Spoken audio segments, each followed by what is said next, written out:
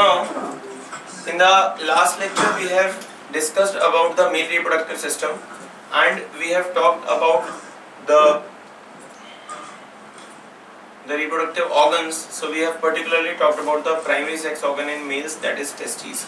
इसमें हमने testes का external as well as internal structure completely पढ़ लिया था, right? Apart from this, I have also discussed with you the transverse section of a testicular lobule, जिसमें हमने seminiferous tubule के बारे में पढ़ा था और साथ में ये भी देखा था कि seminiferous tubule के अंदर का स्ट्रक्चर कैसा होता है, जिसमें पेरिफेरी पे जर्मिनल एपिथेलियम होती है और सेंटर की तरफ सेंट्रीपिटल मैनर में स्पर्मेटोजेनेसिस चल रहा होता है, बराबर है. We also talked about the function of structure and function and positioning of the Sertoli cells and we talked about the Leydig cells, right? और उसके बाद we have seen the extra testicular genital system, जिसमें हमने epididymis, vas deferens, ejaculatory duct, urethra and the types of urethra along with the structure of penis पढ़ा था. Is that fine? So now let us move on to the next part, that is the accessory reproductive organs, accessory reproductive glands in males. So the first is seminal vesicle. Chalo, now since you know the positioning, tell me these are single or paired glands? Paired. So they are paired glands. They contribute a large volume, almost 60% of the volume of semen, and their secretions are rich in three major parts: fructose, fibrinogen and prostaglandins. अब जरा ध्यान से इन तीनों के function सुन लो individually. Fructose serve as the food source for the sperms. तो स्पर्म्स जब ट्रैवल कर रहे होंगे, जब उन्हें खुद से लोकोमोट करना होगा, तो उस वक्त फ्रक्टोज उनके लिए सोर्स ऑफ एनर्जी होगा. ठीक है, it's a sugar. Now a very important point over here, fructose otherwise is not produced anywhere in the female reproductive tract. Fructose is found in semen. Presence of fructose within the female reproductive tract confirms that there has been a sexual intercourse. So in cases of medico-legal जो cases होते हैं जहाँ पर rape का, sexual assault के cases आते हैं, वहाँ पर by detecting the presence of fructose in the female reproductive tract we can tell whether the sexual intercourse has taken place or not. आया समझ में? दूसरी बात, fibrinogen helps in the coagulation or clotting of the semen. So semen gets clotted after ejaculation and that clotting is because of fibrinogen. Prostaglandin is a part of semen. अब बहुत ध्यान से सुनो, prostaglandin is a part of semen और prostaglandin के receptors present है female reproductive tract के अंदर. prostaglandin के receptors होते हैं यूट्रस में. तो जब प्रोस्टाग्लैंडिन सीमेन के साथ फीमेल बॉडी में जाता है और यूट्रस के पास पहुंचता है, तो यूट्रस के कॉन्ट्रैक्शंस को इनिशिएट कराता है. Uterine contractions create a suctioning pull, ताकि जो स्पर्म्स नीचे की तरफ डिपॉजिटेड है इन द वजाइना और in the near the cervix, वो ऊपर की तरफ सक्शन से खींचे जा सके. आया बात समझ में? ठीक है. So write down this.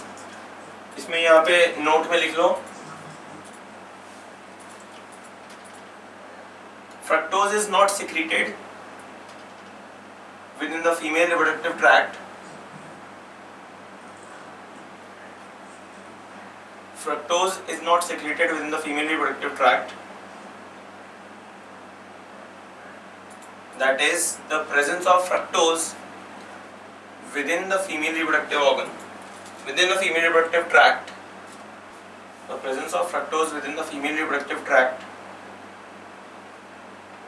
confirms sexual intercourse.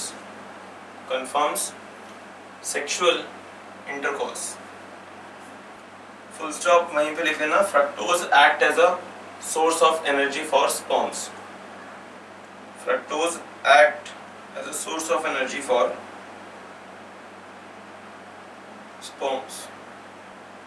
Next point, write down. Fibrinogen are responsible for clotting of semen. Fibrinogen are responsible for clotting of semen. Next point, prostaglandin induces uterine contractions which help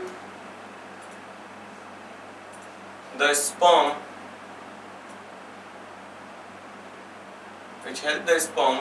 to move up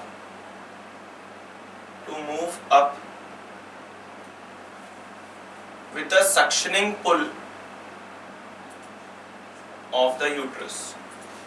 To move up with the suctioning pull of the uterus. ठीक है, चलिए फिर एक point और लिख लो. The secretions are released via seminal duct. The secretions are released via seminal duct. And note में लिख लो, seminal duct plus vas deferens forms ejaculatory duct. I hope you remember that. Seminal duct plus vas deferens forms the ejaculatory duct. और ejaculatory duct की length याद है आपको? 2 centimeters. ठीक है. The second gland is prostate gland. It is a single large gland.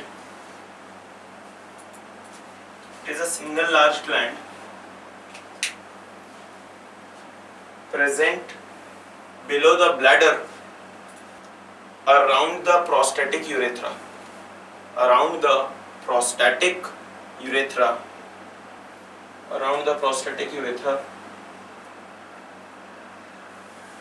It contributes nearly 30% to the volume of semen, and the secretions are rich in citric acid,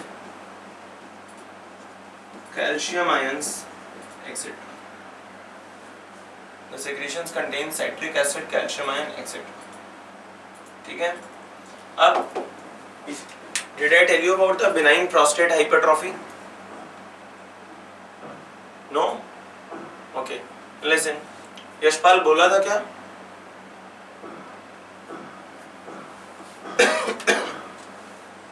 Yashpal ने मुंडी लाई, बाकी सबने ना किया. Did I tell or not? Okay, listen to me again very quickly. Prostate gland के enlargement को हम benign prostate hypertrophy कहते हैं. इसके common symptoms क्या होते हैं कि patient को लगता है कि उसको urinate करना है, लेकिन when he goes for urination, seen in males of course, right? And when there is a problem, when he goes for urination, there is an inhibited outflow of urine, right? That is benign prostate hypertrophy. यहीं पे note में लिख लो. Inflammation of prostate is called as prostatitis, and there is another condition called benign prostate hypertrophy, BPH. Prostatitis is inflammation of prostate. BPH में क्या होता है? Refers to enlargement of the prostate gland. Refers to the enlargement of prostate gland, mainly in old-aged males.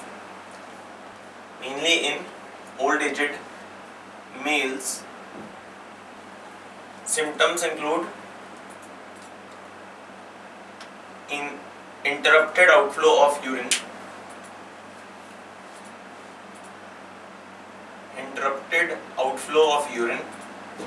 and painful urination, जिसे हम dysuria भी कहते हैं.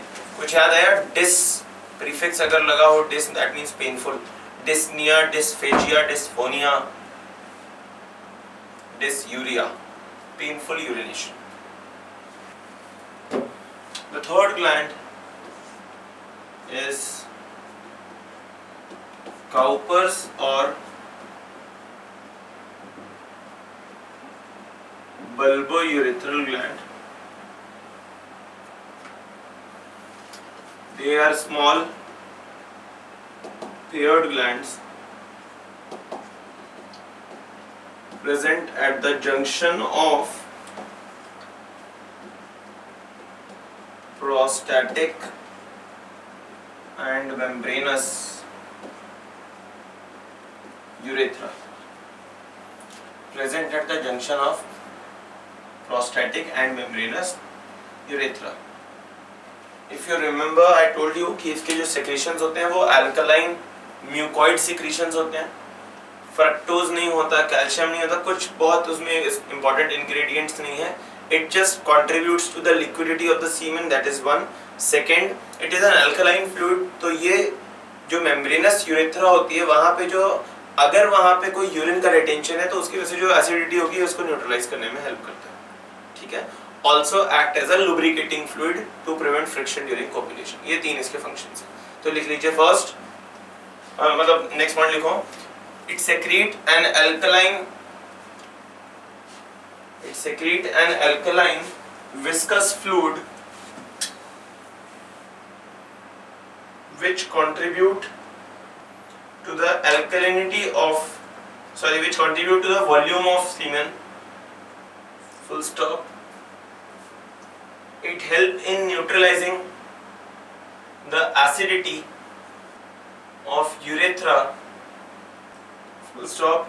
It also act as lubricating fluid. It also act as lubricating fluid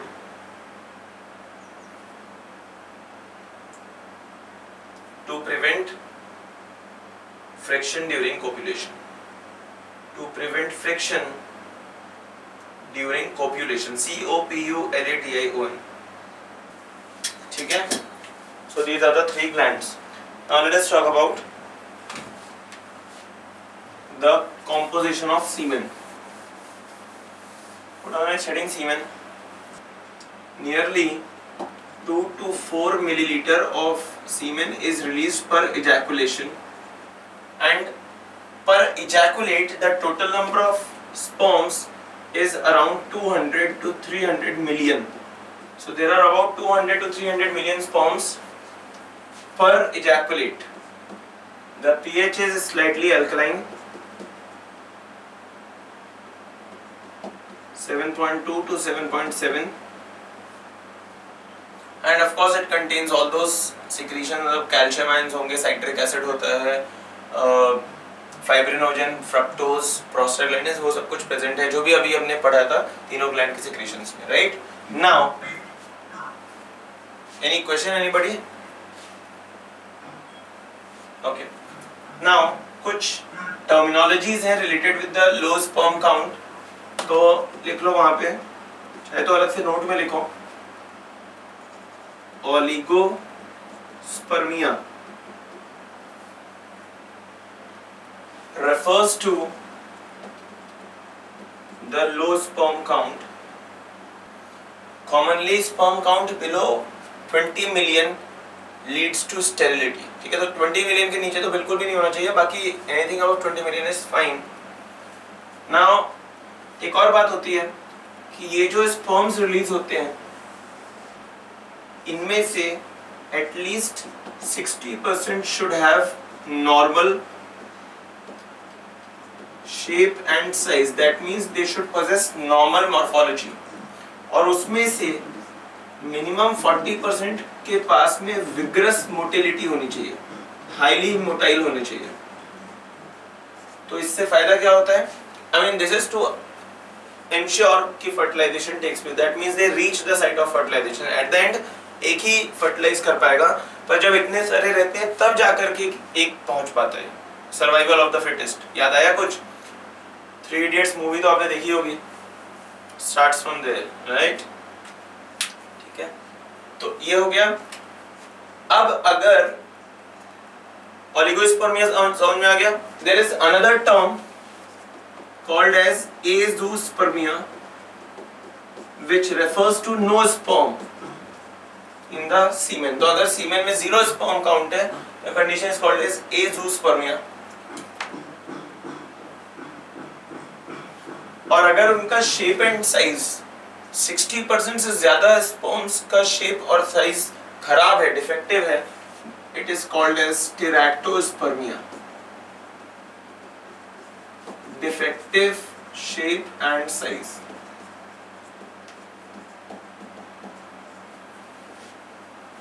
Okay, all right. So that is all about semen. Next we come to the process of spermatogenesis. Put down a one-line definition. Process of formation of sperms. Process of formation of sperms. The process of formation of sperms. Now how does it occur? Let's see that. So if you remember, seminiferous tubules में हमने जो germinal epithelium पढ़ा था, उसमें जो sales होते हैं उन्हें हम प्राइमोर्डियल जर्म सेल्स कहते हैं. अच्छा, one thing before we proceed, the process of spermatogenesis begins at puberty and continues throughout life. लिखिए, it begins at puberty and continues throughout life. It begins at puberty and continue throughout life. Next point.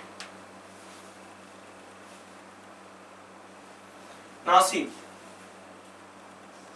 there are some cells called as primordial germ cells which are diploid.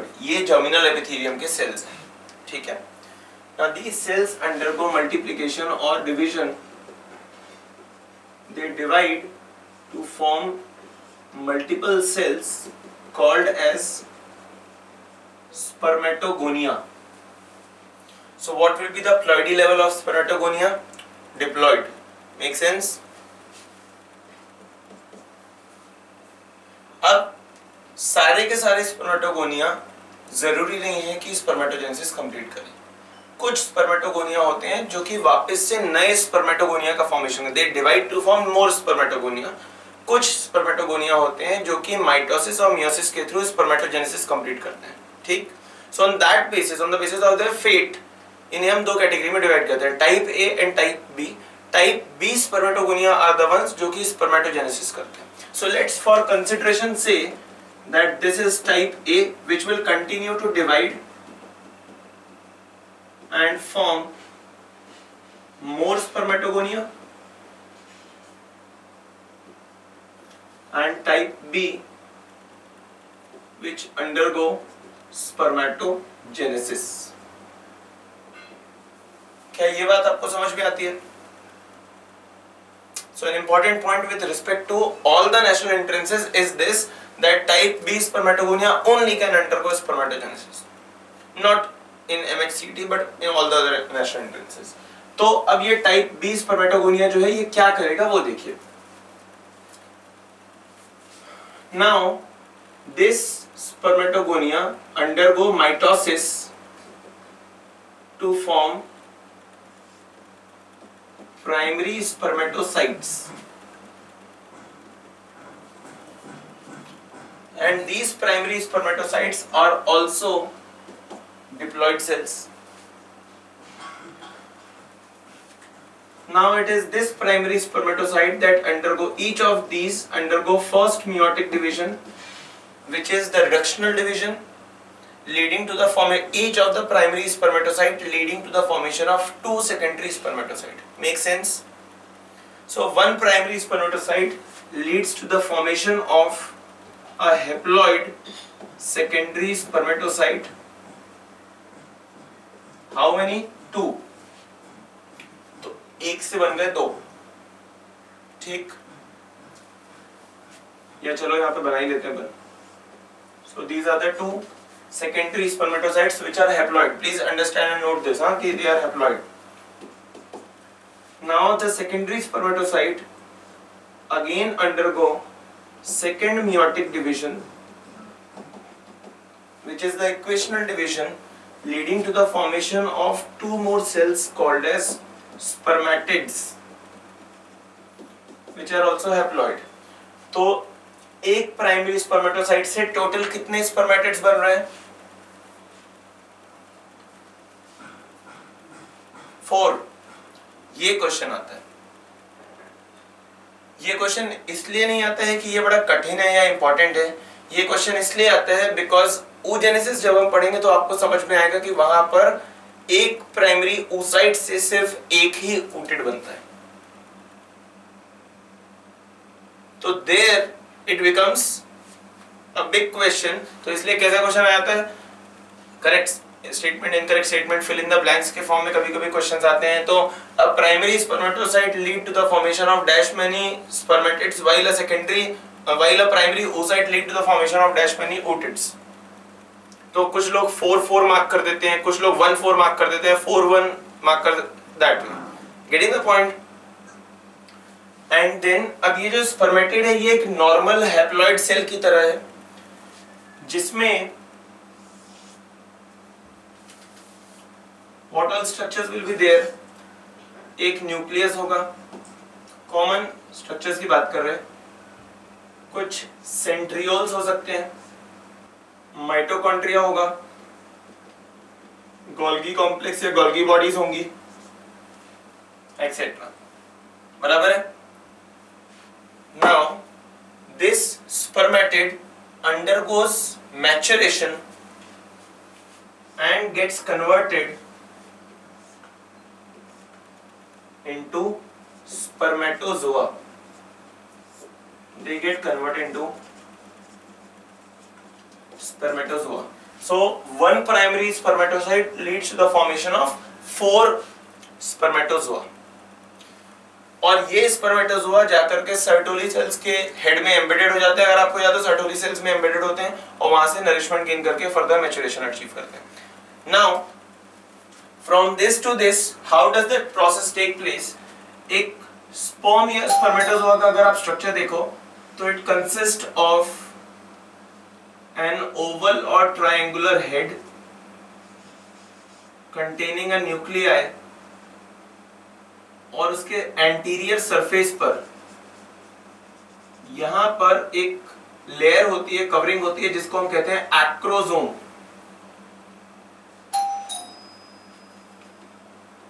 Acrosome, this is head. ये जो acrosome है this is a modification of Golgi body. तो Golgi body इसमें enzymes वगैरह present होते हैं, ये बना देती है क्या, acrosome. Acrosome is also containing enzymes, और ये वो एंजाइम्स हैं जो इस स्पर्म को पेनिट्रेट करने में, ओवम को पेनिट्रेट करने में हेल्प करेंगे फर्टिलाइजेशन के दौरान। आ रहा है समझ में। फिर इसके जो सेंट्रियोल्स होते हैं, अब हेड के पीछे आता है एक छोटा सा constricted part called as neck. So this region is called as neck. Neck में दोनों सेंट्रियोल्स लीनियरली अरेंज हो जाते हैं, एक के पीछे एक। तो जो आगे वाला सेंट्रियोल होता है उसको हम कहते हैं प्रॉक्सिमल सेंट्रियोल, और जो पीछे वाला होता है उसको हम कहते हैं डिस्टल सेंट्रियोल। ठीक है। डिस्टल सेंट्रियोल से अब ये मिडिल पीस होता है which extends into the tail. Distal centriole से एक्सटेंशन का फॉर्मेशन होता है which is called as axial filament, और ये एक्सियल फिलामेंट स्पर्म को स्ट्रक्चर प्रोवाइड करता है। It provides a structural integrity to the sperm, और ये एक्सटेंड करता है टेल तक। It is the axial filament that makes the sperm elongated, getting the point.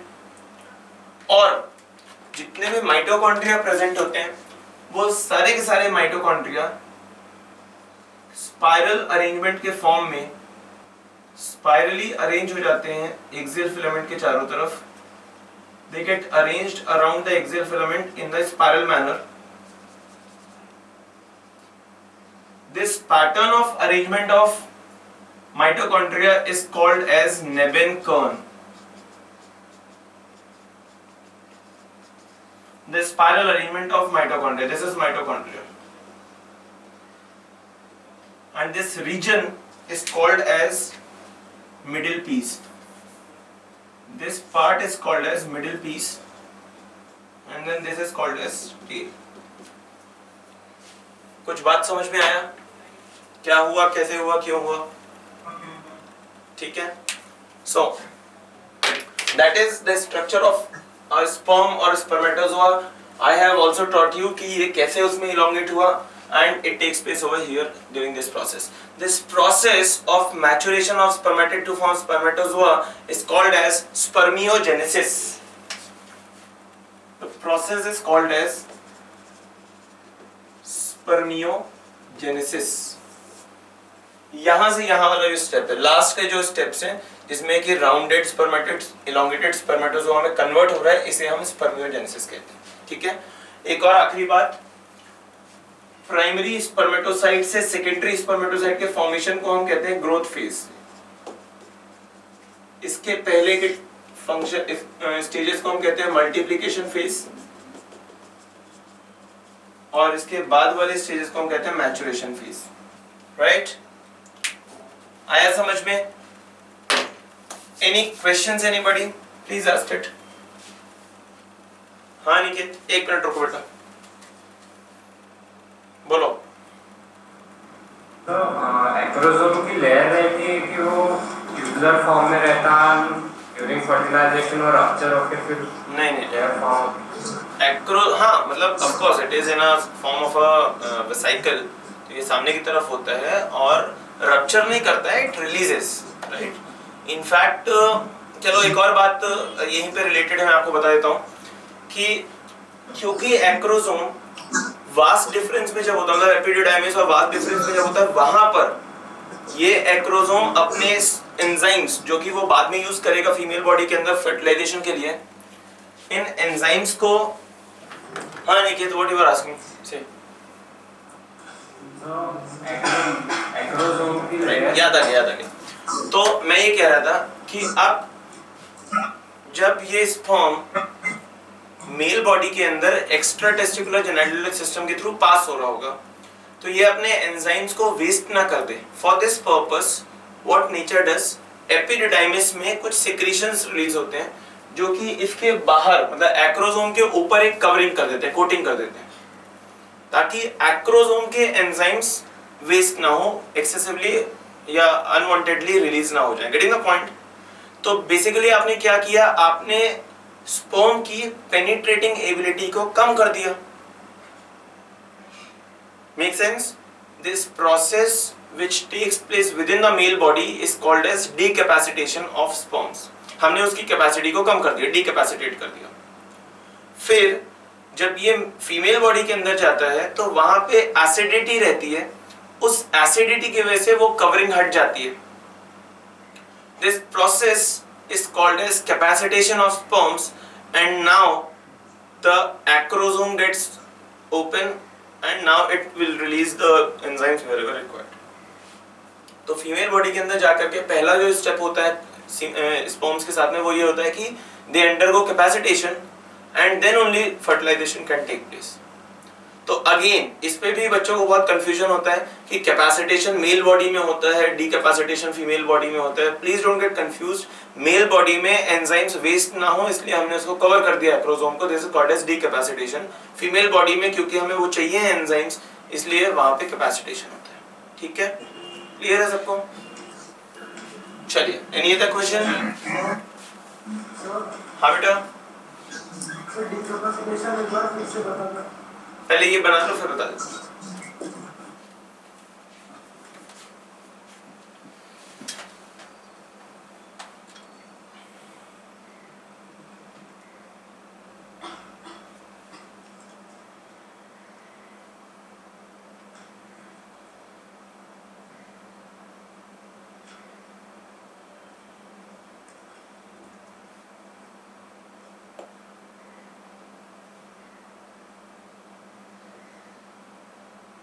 चलो, so write down, put on the heading structure of sperm.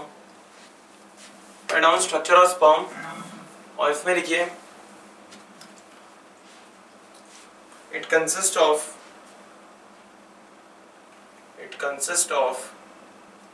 Dash first लिखो head, first part is head. English write down. It is an oval or triangular shaped structure. It is an oval or triangular shaped structure containing the nucleus. Full stop. At next point, at its anterior end,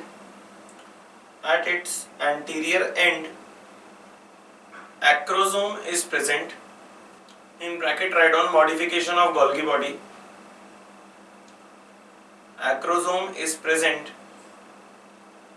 It's a modification of Golgi body which contain enzymes required for fertilization.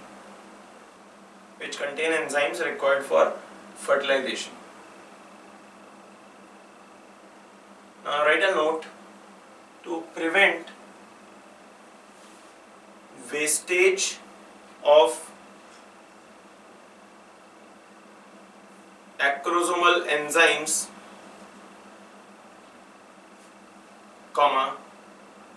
sperms are coated with a covering formed by the secretions of vas deferens.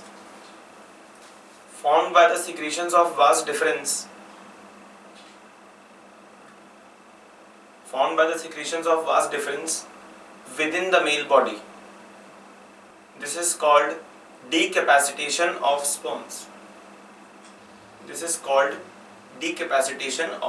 sperms. Full stop. Continue writing. On entering the female reproductive tract,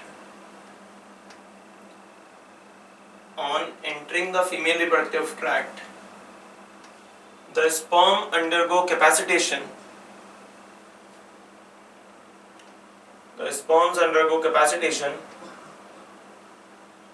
During which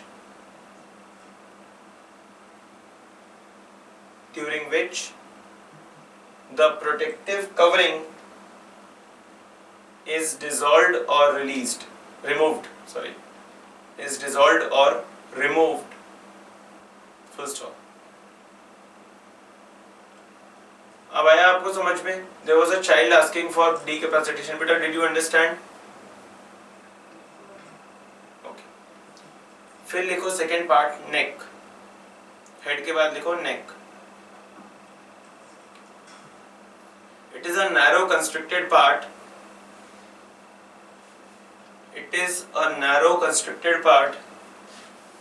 Behind the head, which contain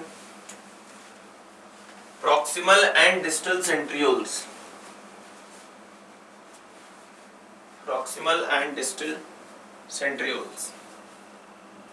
ठीक है? फिर लिखो, हाँ बेटा, somebody is asking something? Okay. Then write down. एक note लिखिए वापस. Distal centriole give rise to axial filament. Put on a note. Distal centriole give rise to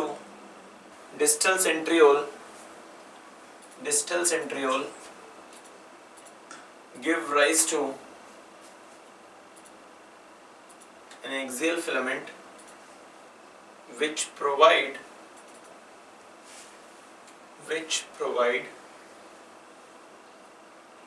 shape to the sperm.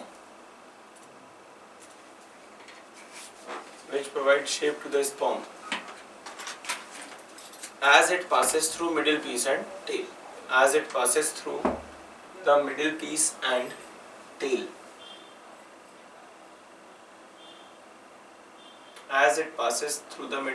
tail. फिर लिखिए. नेक्स्ट पार्ट लिखो middle piece. Third part is middle piece. Middle piece में लिखो, it is regarded as power house of the cell.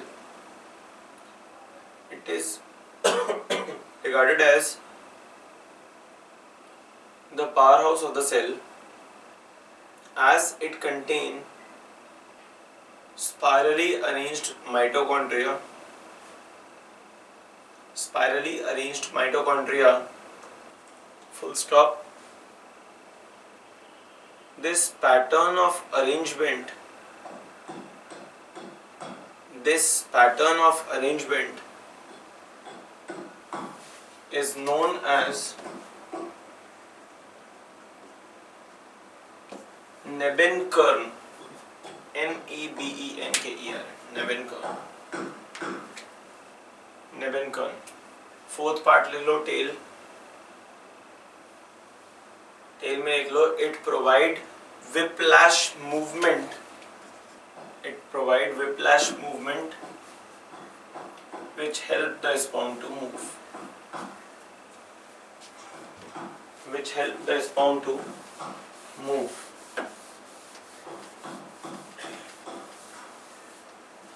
ठीक है, चलिए spermiogenesis के बारे में लिख लिया था आपने। स्पर्मेटिड से स्पर्मेटोजोआ के बनने के प्रोसेस को स्पर्मियोजेनेसिस कहते हैं। ऐसे एक और वर्ड होता है spermiation.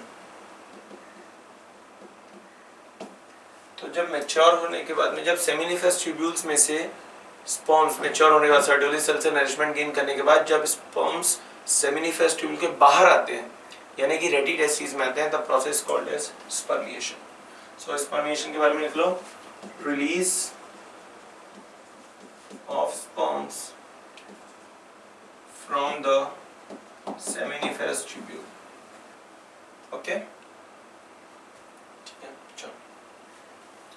Now next is female reproductive system. Put on the next heading, female reproductive system. It consists of ovaries, fallopian tube जिसे हम oviduct भी कहते हैं, uterus, vagina, cervix is a part of uterus, okay, and the external genitalia. So these are the parts of female reproductive system. Put on the first heading, ovaries. तो ovaries के बारे में एक लाइन लिख लो पहले. These are paired primary sex organ in females, measuring about 3 centimeters by 1.5 centimeter by 1 centimeter.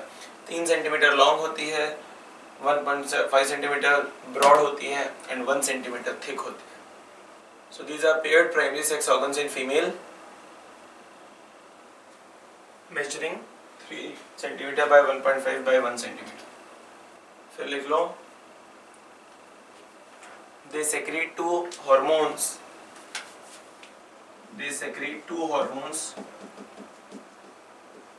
Estrogen and progesterone. They secrete two hormones, estrogen and progesterone. ठीक है, अब जरा ओवरी का अटैचमेंट देखो. आप लोगों ने इसके पहले भी अपने प्रीवियस क्लासेस में पढ़ा तो होगा ही, सुना तो होगा कि एक यूट्रस होता है, then there is a fallopian tube in the ovaries. ऐसे ही होता है कुछ.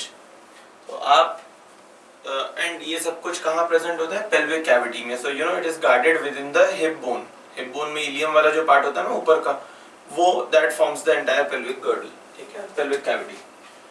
नाउ अब यहाँ पे लेटरल बॉडी लाइन होगी, आउट दिस पार्ट. ठीक है, तो on the lateral side there is a ligament that attaches the ovary to the lateral body wall. This is called as suspensory ligament. ठीक है, अंदर की तरफ मीडियल साइड पे ओवरी यूट्रस से कनेक्टेड रहती है through a small ligament, through a narrow ligament called as ovarian ligament. क्या आपको ये बात समझ में आ गई? ये दोनों अटैचमेंट समझ में आ गए? Now, if you look at the transverse section, ऊपर से अगर हम देखें तो लेट अस अज्यूम कि ये डॉर्सल बॉडी वॉल है, पीछे का side dorsal abdominal wall. Let's say this is the front anterior abdominal wall. तो हाइपोथेटिकली आप मान सकते हो कि यहाँ पे ये रहे ओवरीज, और can you tell me the name of this ligament? Suspensory, that's correct. So this is suspensory as we already discussed. This will be what? Ovarian.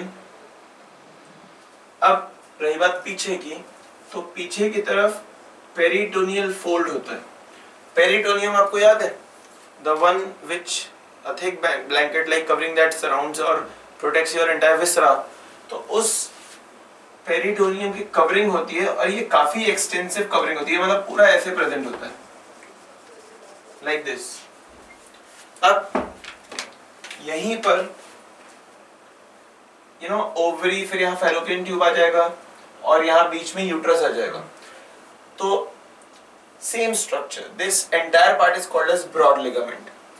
आपके टेक्स्ट बुक के अकॉर्डिंग उन्होंने क्या कहा है कि यूट्रस को जो पार्ट अटैच कर रहा है, this much is called as broad ligament. That is what the textbook says, so we'll stick to that. Now please understand, if this part, let's assume कि ये वो एरिया है जो कि यूट्रस को अटैच करने वाला है, इसका नाम हो जाएगा ब्रॉड लिगामेंट और मीजोमेट्रियम. ठीक है, लेट्स से ये वो पार्ट्स हैं पेरिटोनियम के जो कि फैलोपियन ट्यूब को अटैच करने वाले हैं. यूट्रस के दोनों तरफ फैलोपियन ट्यूब होती है ना, तो दोनों तरफ से फैलोपियन ट्यूब को पीछे की तरफ कौन अटैच कर रहा है? This is called as mesosalpinx. This is also the extension of peritoneum only. Same structure है, सिर्फ नाम बदलते जा रहे हैं. And again the remaining part which is attaching the ovaries on both the side, this is called as mesovarium. So mesovarium is an extension of it's a peritoneal fold. It is an extension of broad ligament which is attaching the ovaries to the dorsal wall of abdomen, dorsal body wall. क्या ये बात आपको समझ में आ गई? I repeat, it is just like if you recall, circulation में हमने पढ़ा था कि सबक्लेवियन आर्टरी, फिर axillary artery, brachial artery, radial artery, ulnar artery. तो क्या आर्टरीज बदल रही है? नहीं, सिर्फ नाम बदलते जा रहे हैं. वैसे ही यहाँ पर स्ट्रक्चर्स सेम है, सिर्फ नाम बदलते जा रहे हैं. ठीक है, so write down. Ovaries are connected, ovaries are connected to the lateral body wall,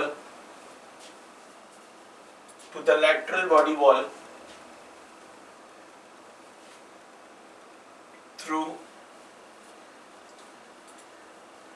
suspensory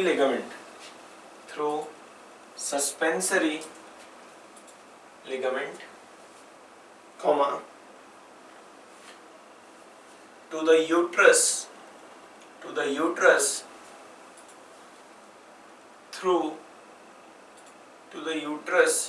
through ovarian ligament, and to the dorsal abdominal wall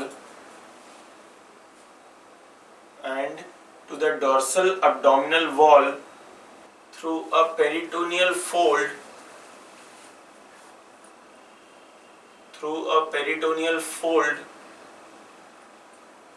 called mesovarium. ठीक है, please draw the diagram quickly. बहुत short में फटाफट में बना लो. वहाँ पे join करने के लिए कोई लिगामेंट है पेरिटोनियम में? फिर से बोलो, एक बार रिपीट करो. जो एंटीरियर एब्डोमिनल वॉल है ना, पेरिटोनियम ही उसको अटैच करके रखता है. वहाँ पर कोई ऐसे स्पेसिफिक स्ट्रक्चर्स नहीं, it's just peritoneum that is keeping it in position. ठीक है,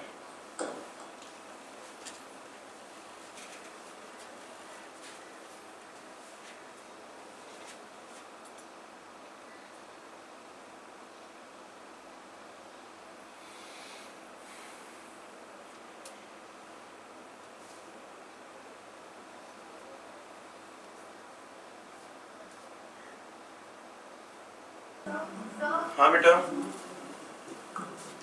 So staples means statement here. Sperm within 5 is for 72 hours, but can fertilize the ovum in first 12 to 14 hours only. So इसका meaning क्या है? Point number 1 कि आप अभी इसको क्यों पढ़ रहे हो जब हम वहां तक पहुंचे नहीं हैं। सर ये दिया है स्ट्रक्चर ऑफ स्पर्म। ठीक है, इसका मतलब ये होता है कि they are alive. If you talk about their I mean whether they are alive or dead, तो they are alive for up to 3 days. लेकिन maximum fertilizing abilities 12 to 14 hours होती हैं। वैसे it is up to 24 hours also। ऐसा नहीं है कि मतलब शुरुआती 24 घंटे बनने के बाद या इजैकुलेशन के बाद शुरुआती 24 घंटे में सबसे ज्यादा उनमें फर्टिलाइजिंग एबिलिटीज होती हैं। उसके बाद में फर्टिलाइज हो भी सकता है, नहीं भी हो सकता है, but it is alive, so that is what it means. Okay, all right. Now internal structure of ovary हम अगर देखें, अब ध्यान से सुना मेरी बात। आपके टेक्स्ट बुक में उन्होंने ओवरी, oocyte और मेंस्ट्रुअल साइकिल सबको कंपाइल करके बहुत ज्यादा हैपहैज़र्ड तरीके से दे दिया। तो मतलब over a period of next 2-3 lectures आपको ये बात समझ में आएगी कि हम जो भी कुछ पढ़ेंगे, I will be teaching you ovary at once, बाद में मैं आपको मेंस्ट्रुअल साइकिल के बारे में पढ़ाऊंगा और फिर उसके बाद में oogenesis और स्ट्रक्चर ऑफ oocyte पढ़ाऊंगा, जैसे हमने मेल रिप्रोडक्टिव सिस्टम को पढ़ा था। तो by the end once we are done with the entire female reproductive system, you will understand कि वो सारा का सारा चीजें क्या दे रखी हैं आपके टेक्स्ट बुक में। फिलहाल बहुत ज्यादा घबराने की जरूरत नहीं है, जो चल रहा है जैसा चल रहा है अभी चलने देना, ठीक है। ये नहीं कि जैसे अभी इन्होंने कहा कि अब ये वाला जो पार्ट था 24 आवर्स 72 आवर्स, ये मैं आपको फर्टिलाइजेशन जब पढ़ाता था वहां पे बता देता, बट इट्स ओके। तो इस टाइप का बहुत सारा अभी टेक्स्ट बुक में आपको है वाय मिल जाएगा। Please don't get confused, don't get lost, ठीक है। Now if you talk about the structure of ovaries internally, तो बाहर की तरफ they have the germinal epithelium. This is the germinal epithelium of ovary. और ये जो germinal epithelial cells होते हैं, ये अर्ली एम्ब्रियोनिक लाइफ में oocyte का फॉर्मेशन करते हैं, oogonia का फॉर्मेशन करते हैं बेसिकली। तो एक बार oogonia बन गए, जिनसे कि oocyte, जैसे अभी आपने स्पर्मेटोगोनिया देखा था ना, वैसे ही oogonia भी फॉर्म होंगे। तो oogonia से oocyte बनता है। एक बार oocyte, और ये जो oocytes है ये बर्थ के मतलब in a female child the process of oogenesis begins in the early embryonic life itself। और बर्थ के 6 महीना पहले, मतलब कि लगभग 3 से 4 महीने की एज में जब वो फीटस होता है, तब तक oocytes जितने बनने थे बन चुके हैं। उसके बाद में there is no more formation of oocyte। क्या ये बात आपको क्लियर है? There is no addition of oocytes। Of course after birth तो है ही नहीं, late stages of pregnancy में भी नहीं है, towards the terminal stages of pregnancy भी नए oocytes का formation और addition नहीं होता है। जितने बनने थे वो first trimester, maximum by second trimester बन चुके होते हैं। ट्राइमेस्टर मतलब 3-3 महीने के 3 पीरियड्स होते हैं। There are 3 trimesters of pregnancy। First, second, third month का एक ट्राइमेस्टर, 4, 5, 6 का दूसरा और 7, 8, 9 का तीसरा। ये बात समझ में आती है? ठीक। तो वो जर्मिनल एपिथेलियम यहाँ से बनता है, मतलब वो वाले सारे oogoneal सेल्स जर्मिनल एपिथेलियम से बनते हैं। जर्मिनल एपिथेलियम के ठीक अंदर की तरफ there is a thick whitish layer। It's a fibrous connective tissue, irregular connective tissue की शीट होती है ये, called as tunica albuginea। Testis में भी हमने पढ़ा था ट्यूनिका अल्बुजिना के बारे में। ये वही same, histologically it's the same covering, called as tunica albuginea. और फिर इसके अंदर ये जो पूरा का पूरा स्ट्रक्चर है, दिस पार्ट, अब ध्यान से सुनो, एक कंट्रोवर्सी है। According to the national entrances, ये पूरा का पूरा पार्ट स्ट्रोमा है, ठीक, ओवेरियन स्ट्रोमा ऑफ कोर्स। और इस स्ट्रोमा में पेरिफेरल डेंस या आउटर डेंस रीजन जो होता है उसे हम कहते हैं ovarian cortex. So this region is called as cortex and the central region is called as medulla. That means national entrances में अगर आपको आए तो please understand cortex plus medulla forms the stroma. State entrance आपकी HSC textbook में आप देखोगे तो उसमें लिखा है कि internally the peripheral region of the test ovary is dense and cellular called as cortex, and the central part is gelatinous called as medulla, which contain a connective tissue called stroma. ठीक है, तो state entrance के according medulla के अंदर stroma है। National entrances में अगर आता है तो कॉर्टेक्स और मेडुला को मिला करके स्ट्रोमा, मतलब ओवरी के अंदर का जितना भी पार्ट आप देख रहे हो ये पूरा का पूरा स्ट्रोमा कहलाता है। ये बात समझ में आ गई आपको? ठीक है, तो just write down this much first.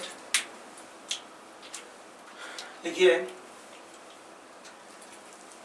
the ovaries are lined by, the ovaries are externally lined by, ऐसा लिखो, the ovaries are externally lined by germinal epithelium, full stop. Below it there is a whitish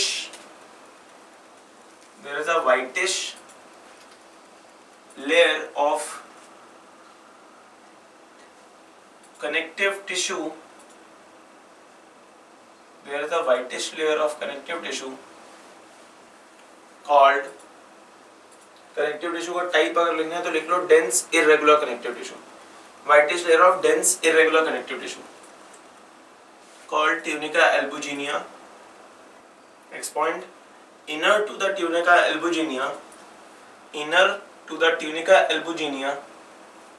the peripheral dense region is called ovarian cortex. The peripheral dense region is called ovarian cortex, while the inner less dense part is called ovarian medulla, which contain a connective tissue called stroma.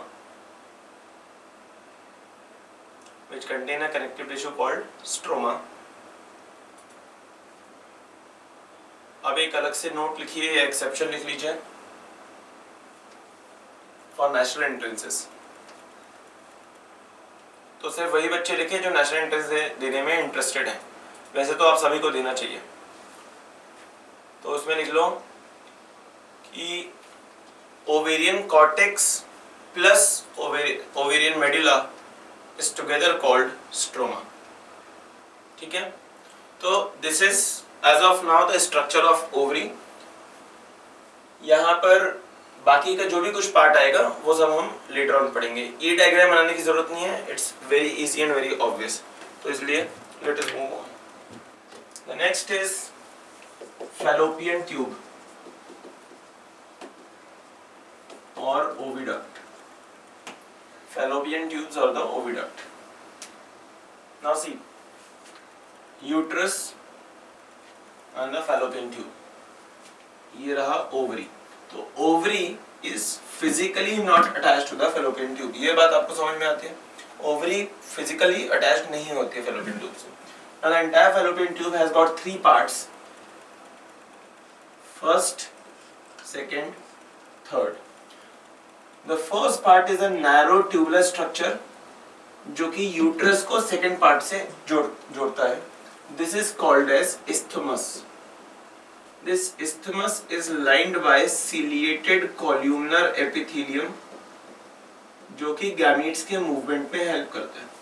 तो sperm को यहाँ से यहाँ तक लेके जाएगा, zygote को या डेवलपिंग एम्ब्रियो को यहाँ से यूट्रस की तरफ लेके आएगा. तो जो भी कुछ मूवमेंट होते हैं वो सीलिया उसको हेल्प करता है. ठीक है. The second part is called as ampulla.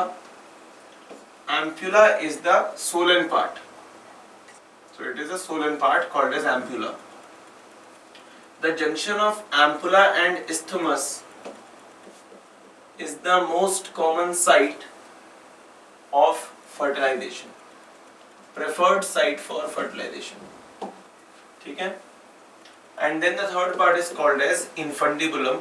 तो इन्फंडिबुलम सबसे डिस्टली प्रेजेंट है, दूर की तरफ है, बाहर की साइड में है, तो it is the distal most part of the fallopian tube which is located laterally, बाहर की तरफ, राइट।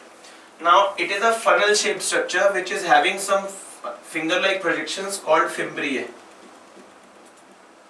और ये फिम्ब्रिए इस तरीके से सस्पेंडेड होते हैं जब oocyte, when oocyte is released during ovulation, oocyte निकलता है, ये फिम्ब्रिए उसको कैच करने में हेल्प करते हैं।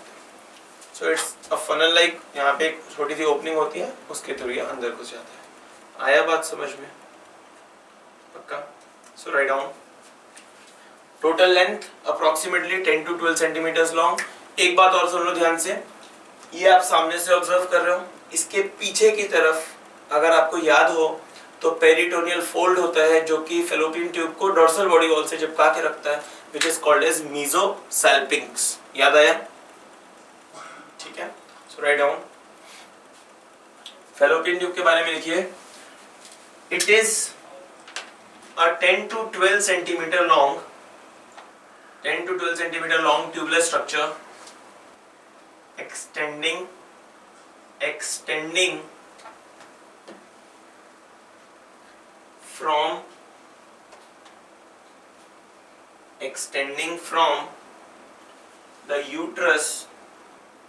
extending from the uterus towards the ovary on lateral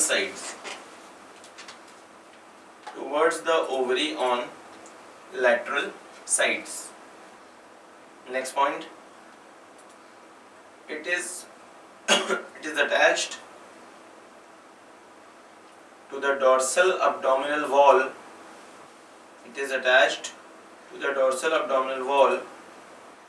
Through a peritoneal fold called mesosalpinx. Next point, it consists of three parts.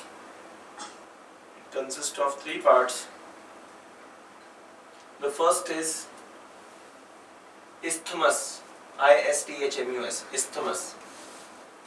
It is a narrow elongated tube.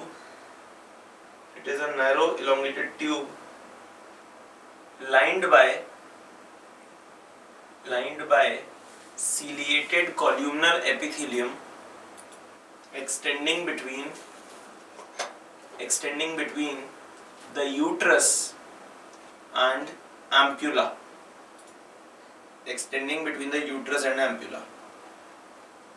Next लिखो second part, ampulla. में लिखिए, it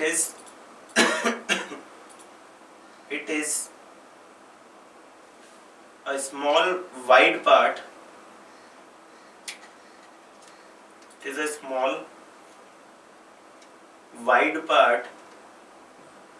Placed between infundibulum and isthmus.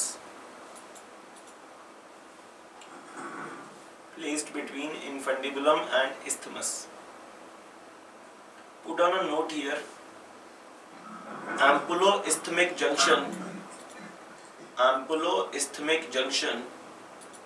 is the common site for fertilization. Ampulo-isthmic junction is the common site for fertilization. Third part लिखो, infundibulum. It is the distal funnel-shaped part.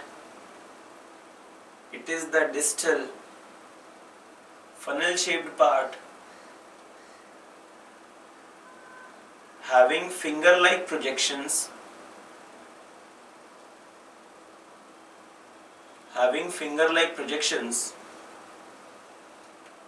Called fimbriae, and an opening called ostia. ये आपको याद है, मैंने बताया था कि ये फिम्ब्रिए होते हैं, और अगर आप इधर से देखोगे तो एक ओपनिंग दिखाई पड़ती है, that opening is called as ostia. ठीक है, जहां से oocyte अंदर घुसेगा, and an opening called ostia which help in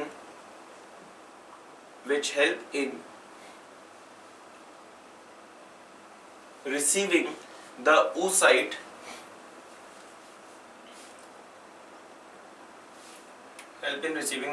after ovulation.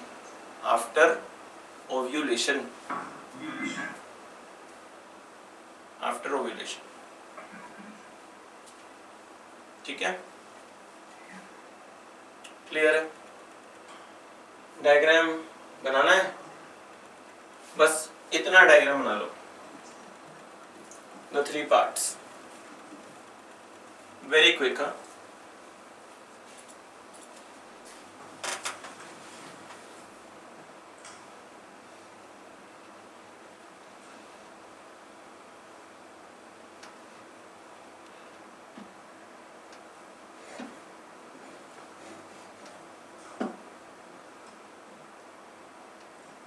बेटा HSC ओपन है किसी की अभी? जस्ट चेक कि यूट्रस के डायमेंशंस क्या दिए हैं. Is it 8 centimetre by 5 centimetre by 3 centimetres?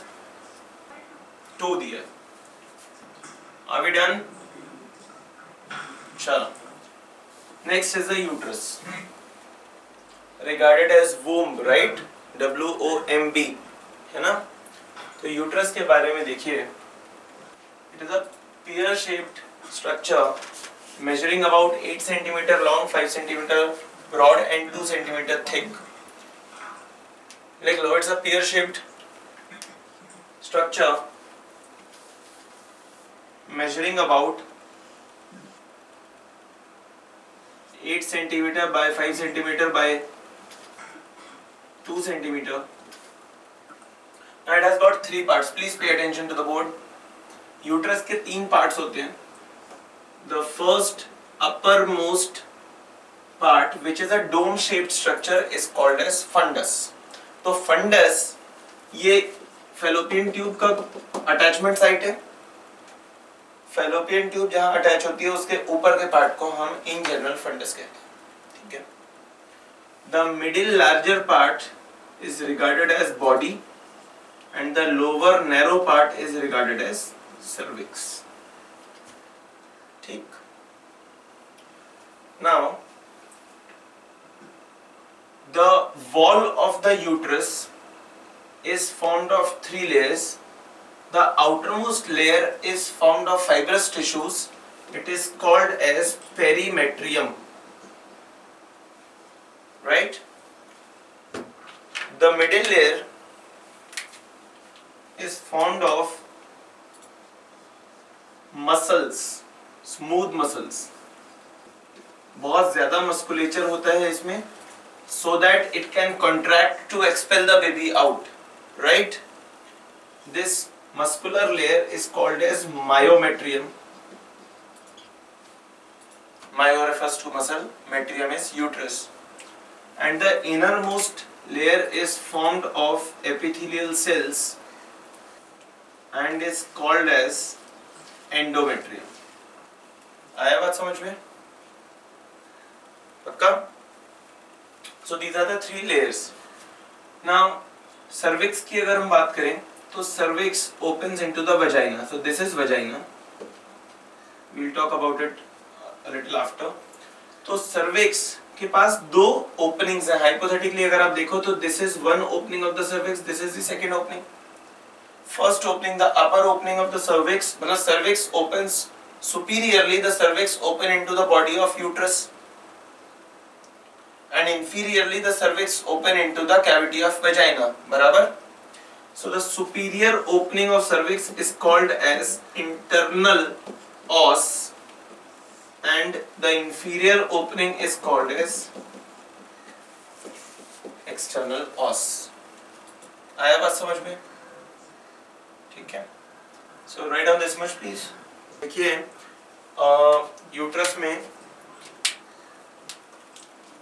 it consists of 3 parts. The first is fundus. Fundus में लिखो, it is a dome-shaped structure placed above the site of attachment of the fallopian tube. Second point लिखिए, second part लिखिए body. Body में लिख लो middle larger portion of the uterus, middle larger portion of the uterus. Third लिखिए cervix. It is a narrow passage, it is a narrow passage placed inferiorly, having a superior opening called internal os. Bracket में लिखो open into the uterus, into the body of uterus, open into the body of uterus, and an inferior opening called external os, external os, which open into the vagina, which open into the vagina. फिर लिखो histology, put on the subheading histology, HISTOLOGI, study of tissue. histology लिखो, histology of uterus. तो लिखिए it consists of the wall of uterus, sorry, the wall of uterus consists of 3 layers. The wall of uterus consists of 3 layers. The first is perimetrium. It is the outer fibrous covering. Second लिखिए myometrium. Myometrium में लिखो it is the middle muscular layer formed of smooth muscles. Third लिखिए endometrium. It is the inner lining formed of epithelial cells. ठीक है. What is the prime function of uterus? Site for implantation of the fetus. बराबर है. तो लिख लो uterus is the site for implantation of fetus or embryo. एक यहाँ पे note लिखो implantation outside the uterus, implantation outside the uterus, bracket में लिखिए commonly in the fallopian tube is known as ectopic pregnancy, is known as ectopic pregnancy, just a term to mention. ठीक है. Diagram बनाओ फटाफट.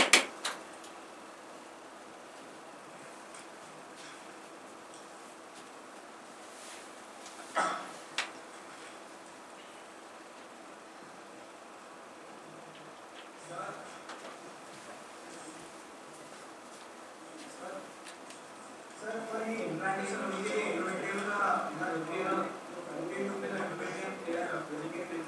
तो बेटा आपको क्या लग रहा है कि ये नॉर्मल इम्प्लांटेशन की हम बात कर रहे हैं? It will not continue. मतलब it's a complication which might lead to abortion और which may need to be aborted. ठीक है. तो वो नॉर्मल ग्रोथ एंड डेवलपमेंट नहीं होगा. वो तो कहानी ये है कि भाई वो यूट्रस में नहीं आया, इम्प्लांटेशन नहीं हुआ, फेलोपियन ट्यूब में अटक गया और वहीं पे ग्रो कर रहा है. तो वहीं पर एक लिमिटेड ग्रोथ शो करेगा and bye the time abnormalities आनी शुरू हो जाएंगी. क्यों? क्योंकि जब वो ग्रो कर रहा होगा तो फेलोपियन ट्यूब स्ट्रेच होगी ना, तो पेनफुल, बहुत ज़्यादा पेनफुल कंडीशन होगी.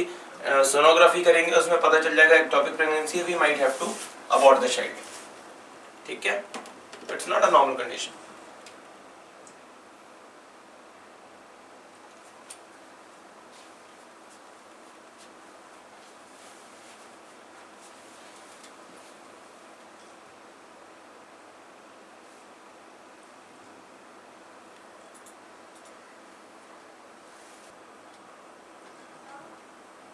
हाँ बेटा. क्या रिप्रोडक्टिव सिस्टम के बाहर जा सकता जाइगोट और बहुत रेयर केसेस हैं बट हाँ जा सकता है क्योंकि ऑस्टिया है ना, कैसे? लेटरल ओपनिंग वहाँ से. ठीक है. तो वो मतलब डेवलप होगा? नहीं नहीं नहीं, सवाल ही नहीं उठता. It will degenerate.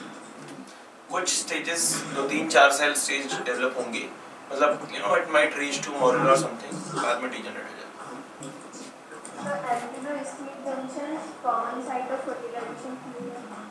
By chance factor है कि देखो oocyte की भी अपनी एक लिमिटेशन है. oocyte रिलीज होगा within 12 to 24 hours it should get fertilized, right? तो बाय द टाइम वो वहीं तक पहुंच पाता है, स्पर्म को वहां पहुंच करके उसको फर्टिलाइज करना पड़ेगा, वरना जयराम जी की. तो it's a by chance phenomena. चलो आगे फटाफट वेजाइना का, let's talk about vagina very quickly. Listen, cervix, vagina, guys, quiet please, listen to me carefully. It is around 7.5 to 10 centimeter long, fibromuscular tube. यहाँ पर कुछ lactobacillus प्रेजेंट होते हैं जो कि ग्लाइकोजन को फर्मेंट करते हैं. It shows glycogen and ferment it. So the wall of the vagina contains lactobacilli which can ferment glycogen, और ग्लाइकोजन के फर्मेंटेशन से एसिडिटी प्रोड्यूस होती है which keeps the pH of vagina acidic. इसके दो फायदे होते हैं. वन, यहाँ पे माइक्रोबियल ग्रोथ नहीं होने देता है because vagina is exposed to the outer environment ना through the genital opening. ठीक है, तो किसी भी प्रकार, अब देखो आजकल क्या है, कॉम्प्लेक्सिटी ऑफ द लाइफ ज्यादा बढ़ गई है. पहले के जमाने में लोग इंडियन टॉयलेट्स यूज करते थे, so your skin and the body was not in touch with the toilet seat. But nowadays using the English toilets there are more chances of contracting infections. ये फैक्ट है. Use of English toilets more over the public ones are very harmful, very dangerous. ठीक है, तो यहाँ पे bacterial growth को रोकने के लिए यहाँ के एनवायरनमेंट को हॉस्टाइल बनाना जरूरी है. That is done by acidity. This is one. The second thing is कि acidity of the vagina help in the activation of sperms. याद आया कुछ आपको? सीमेन तो अल्कलाइन था, तो उसके साथ में वो आता है, यहाँ पे थोड़ी बहुत एसिडिटी उसको मिलती है, वो एक्टिवेट होता है, कैपेसिटेशन ऑफ द स्पर्म होता है, and then it proceeds further. ठीक, एक लास्ट बात कि टर्मिनल एंड पे इट ओपन्स आउट. यहाँ जो इसकी ओपनिंग होती है इसको हम जेनाइटल ओपनिंग कहते हैं. तो जेनाइटल ओपनिंग के जस्ट अंदर की तरफ एक थिन मेम्ब्रेन होती है, म्यूकस मेम्ब्रेन होती है, which is called as hymen. ये हाइमेन प्यूबर्टी के टाइम पे जब मीनार्की आती है, यानी कि मेंस्ट्रुअल साइकिल जब शुरू होती है, तो मेंस्ट्रुअल ब्लड को ऊज आउट कराने के लिए यहाँ पे एक छोटा सा ओपनिंग क्रिएट होता है जहां से मेंस्ट्रुअल ब्लड लीक आउट होता है. पहले के जमाने में it was considered as a symbol of virginity which has experimentally been proved कि ऐसा कुछ भी नहीं है. People who are involved in active lifestyles, you know, cycling, sports, running, jumps, I mean long jump, high jump, hurdling, इस सारे type के cases में हाइमेन का रप्चर होना बहुत ऑब्वियस होता है. तो किसी भी स्पोर्ट पर्सन के अंदर if the person is involved in sports or whatever, then the chances of rupturing the hymen is very obvious.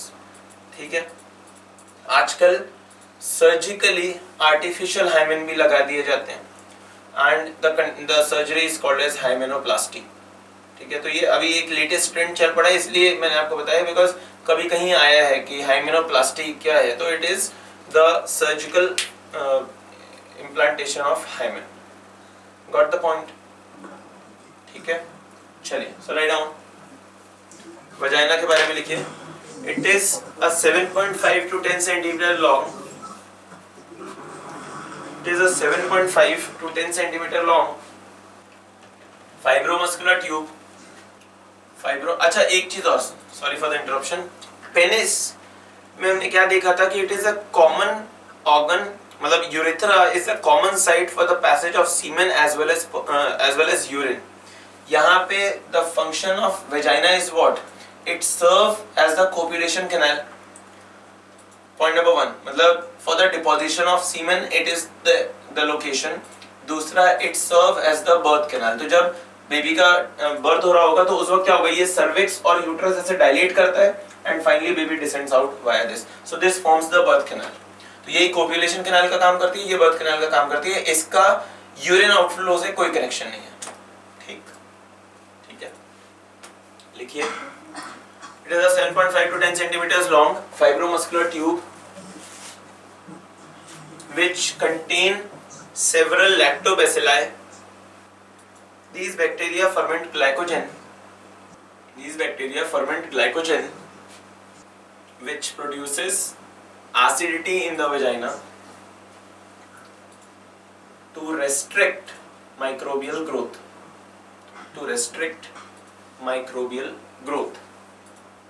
Put on a note. Sperms are also activated at a slightly acidic pH, 6 to 6.5. Sperms are also activated at a slightly acidic pH, 6 to 6.5. फिर लिखिए, vagina serve as the copulation canal and birth canal. Next point.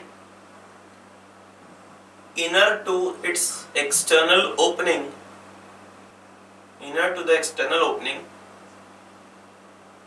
comma, it contain a thin membrane. Called hymen, which become perforated during puberty. Perforation मतलब opening है ना, which become perforated during puberty to allow menstrual outflow. That's it. Draw the diagram. इसके बाद अगली heading डाल लो, external genitalia. That we'll do in the next class.